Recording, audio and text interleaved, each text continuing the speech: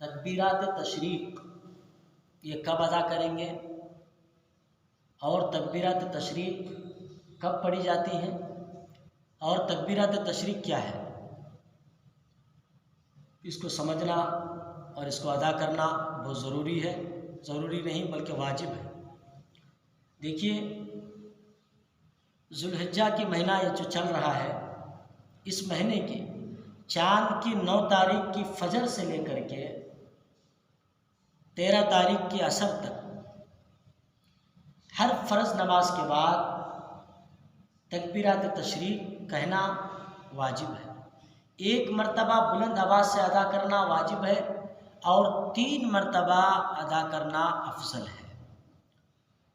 باجماعت نماز پڑھنے کے بعد فوراً سلام پھرتی ہی تکبیرات تشریق ادا کی جائے۔ تکبیرات تشریق کیا ہے؟ وہ یہ ہے: اللہ اکبر، اللہ اکبر، لا الہ الا اللہ واللہ اکبر، اللہ اکبر وللہ الحمد۔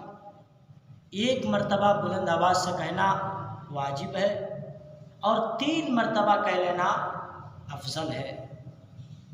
ان کے علاوہ جو لوگ انفرادی طور پر نماز پڑھتے ہیں، جن کی جماعتیں چھوٹ جاتی ہیں، جماعت ثانی وغیرہ پڑھتے ہیں، تو ان لوگوں کے لیے واجب نہیں ہے، لیکن اگر وہ بھی کہہ دیں تو ثواب کا کام ہے۔ اسی طریقے سے جو گھر کی خواتین حضرات نماز پڑھتی ہیں، ان کے اوپر بھی واجب نہیں ہے، لیکن اگر وہ بھی ان دنوں فرض نمازوں کے بعد تکبیرات تشریق کو ادا کرتی ہیں تو باعث ثواب ہے، اچھا کام ہے، کرنا چاہیے۔ تو تکبیرات تشریق کا ادا کرنا واجب ہے، اس کو نہیں ادا کرنے والے گنہگار ہوں گے۔ ہر فرض نمازوں کے بعد تکبیرات تشریق چاند کے 9 تاریخ سے لے کر کے 13 تاریخ کے عصر تک ادا کرنا ہے، ذوالحجہ کے مہینے کے۔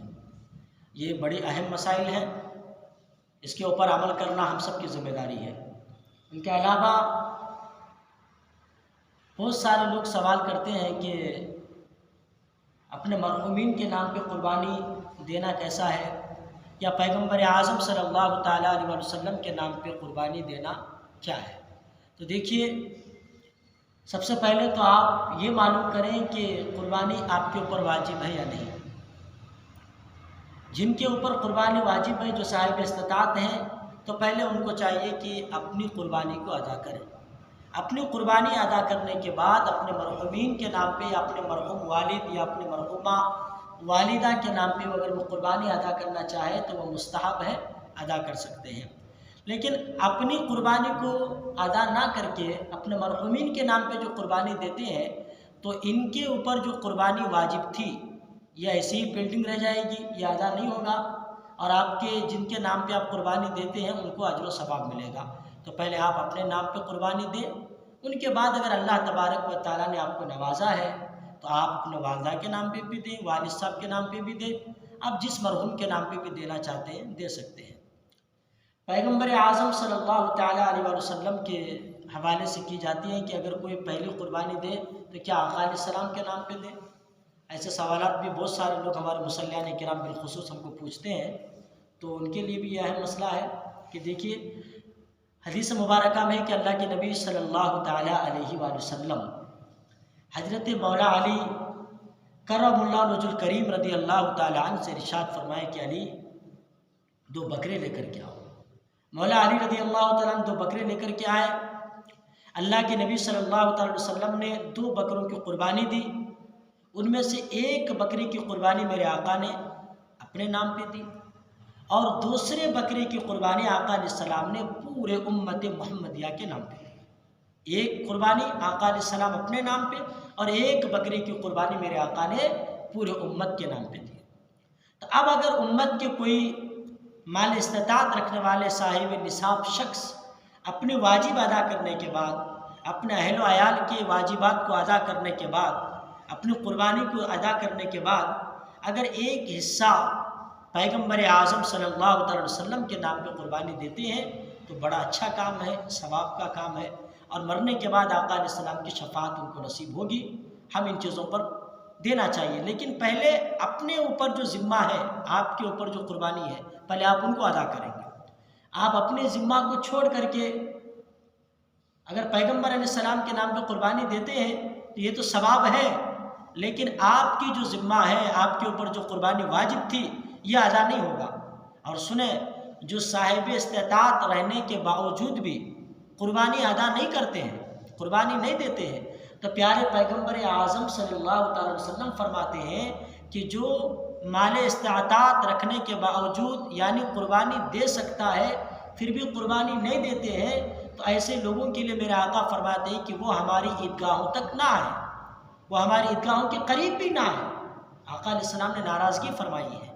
یہ قربانی اللہ تبارک و تعالیٰ کی پسندیدہ، اللہ تبارک و تعالیٰ نے ہم تمام بندوں کے اوپر فرض کیا ہے، اور ابراہیم علیہ الصلوۃ والتسلیم کی سنت ہے۔ آقا علیہ الصلوۃ والتسلیم سے صحابہ نے پوچھا کہ یا رسول اللہ صلی اللہ تعالیٰ علیہ وسلم قربانی کیا ہے؟ تو میرے آقا نے ارشاد فرمایا کہ قربانی یہ میرے بابا حضرت ابراہیم علیہ السلام کی سنت ہے۔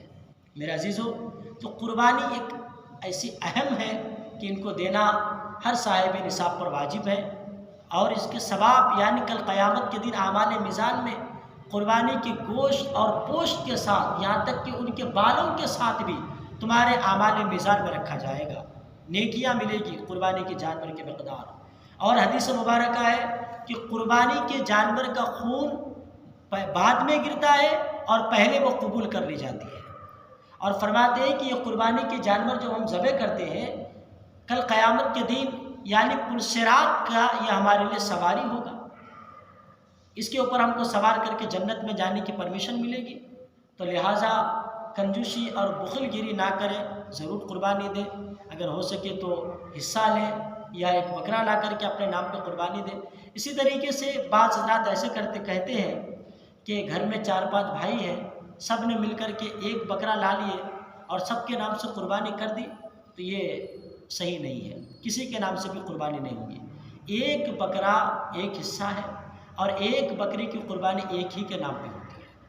اگر آپ نے سب کے نام پہ دیا تو کسی کے نام پہ قربانی نہیں ہوگی۔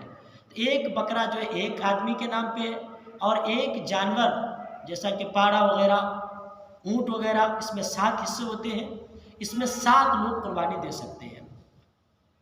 بکرا جو ہے اس کی عمر کم سے کم 1 سال کا ہونا چاہیے، اور قربانی کے جو گائے بیل ہوتے ہیں ان کی عمر کم سے کم 2 سال ہونا چاہیے، اور اونٹ وغیرہ جو ہم ذبح کرتے ہیں اس کی عمر کم سے کم 5 سال ہونا چاہیے۔ ان چیزوں کا بالکل خیال رکھیں، اور تکبیرات تشریق کو جو ہے ادا کریں۔ 9 ذی الحجہ کی فجر سے 13 ذی الحجہ کی عصر تک ہر فرض نماز کے بعد جو باجماعت پڑھی جاتی ہے، اس میں تکبیرات تشریق کا 1 مرتبہ کہنا واجب ہے، اور 3 مرتبہ کہنا افضل ہے۔ امید کرتا ہوں کہ آپ سب انشاءاللہ تعالی ان باتوں پر عمل کریں گے۔ مولا کریم ہم تمام کو عمل کرنے کی توفیق رفیق عطا فرمائے۔ تکبیرات تشریق یہ ہے: اللہ اکبر، اللہ اکبر، لا الہ الا اللہ، اللہ اکبر، اللہ اکبر، وللہ الحمد۔